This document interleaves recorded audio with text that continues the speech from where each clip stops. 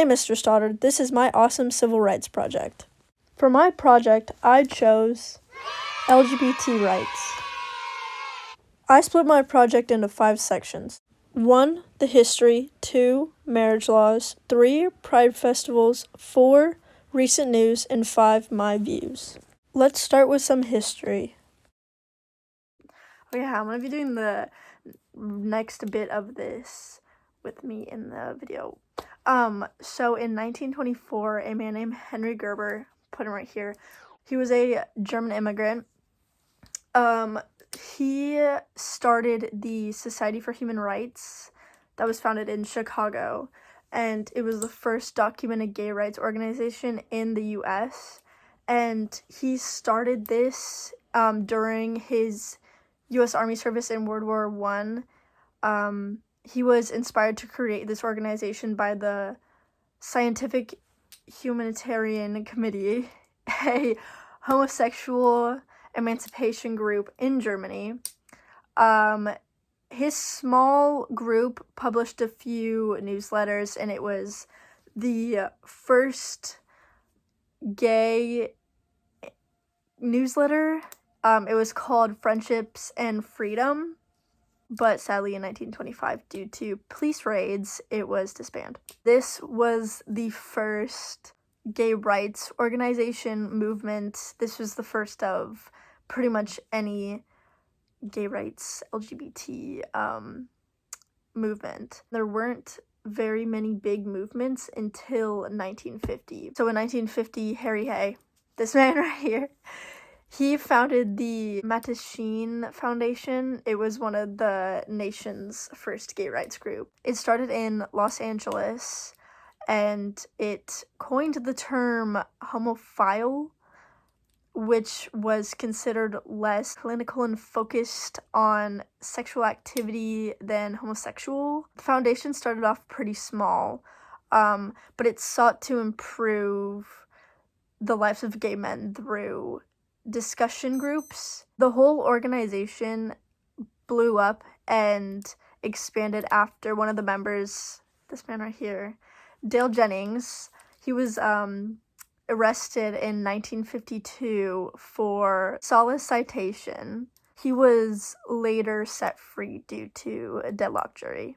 In the early 60s, specifically 1961, Illinois became the first state to make homosexuality a non-criminalized thing, and a local TV station in California aired the first documentary about homosexuality, and it was called The Rejected. Here it is. I'm James Day, General Manager of KQED in San Francisco. The program you're about to see deals with a subject which is controversial, delicate, and to some downright unpleasant. In dealing with this subject, we were mindful of the fact that it is surrounded by a good deal of sensationalism and morbidity. About 10 years later, in 1970, the first transgender individuals entered the consciousness of America. This was when George William Georgeson Jr., here he is, he went through sex reassignment surgery in Denmark, and he became Christine Georgeson. She was the first male to female transgender. In 1977, the New York Supreme Court ruled that transgender woman Renee Richards could play at the United States Open tennis tournament as a woman.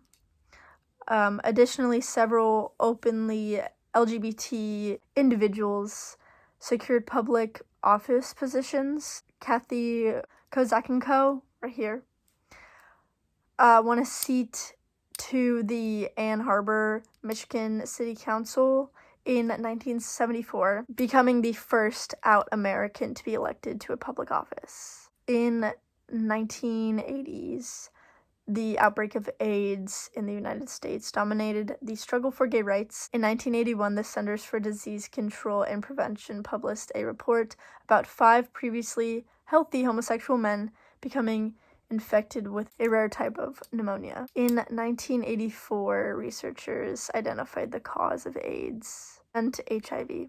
The Food and Drug Administration licensed the first commercial blood test for HIV in 1985, and 2 years later, the first medication for HIV became available. And in 1987, the second National March on Washington for lesbian and gay rights happened. This occasion marked the first national coverage of ACT UP. This acronym means AIDS Coalition to Unleash Power. This group sought to improve the lives of AIDS victims. So that was the history and big historic events for LGBTQ rights. Now we're going to be talking about LGBTQ marriage laws. A same-sex couple in Minnesota applied for a marriage license. However, it was denied, but the case went all the way to the Supreme Court. That was the first same-sex marriage case. In 1973, Maryland became the first state to ban same-sex marriage. On June 26th, 2015, the U.S. Supreme Court struck down all of the bans on same-sex marriage, and it was legalized in all 50 states. In 2015, which is pretty crazy. I think it's very crazy that it took that long. It's only been 6 years since same-sex marriage has been legal. And that's pretty crazy to me.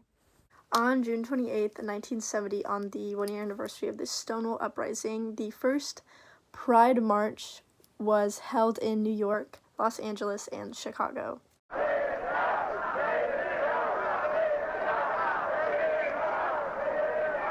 As of June 2019, the New York City Pride March in New York City is consistently North America's biggest pride parade.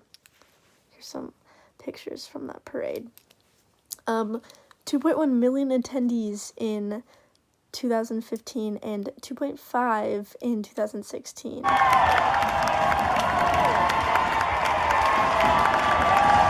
Central Coast Pride was organized in 1997. SLO Pride has a few hundred attendees a year and is one of San Luis Obispo's largest community events. So now we're going to be talking about some recent news/events.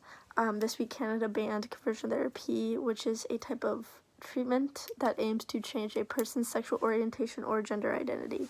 Justin Trudeau, the current Prime Minister of Canada, stated in a tweet, "It's official, our government's legislation banning the despicable and degrading practice of conversion therapy has received royal assent, meaning it is now law. LGBTQ Canadians, we will always stand up for you and your rights." This last bit is about my views on this movement. I fully support it. I am part of the LGBTQ community. I came out in 8th grade as bisexual and came out as gay again in freshman year. I came out as lesbian or gay. And I always try to be the type of person that accepts and loves everybody and gives everybody the respect that they deserve, especially when it's something that they can't help. And I personally believe that sexuality is something that you cannot help.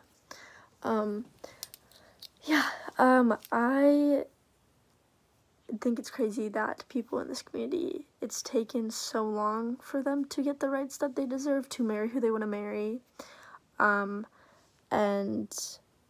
just be who they want to be. I do truly believe that this movement is a very good thing, and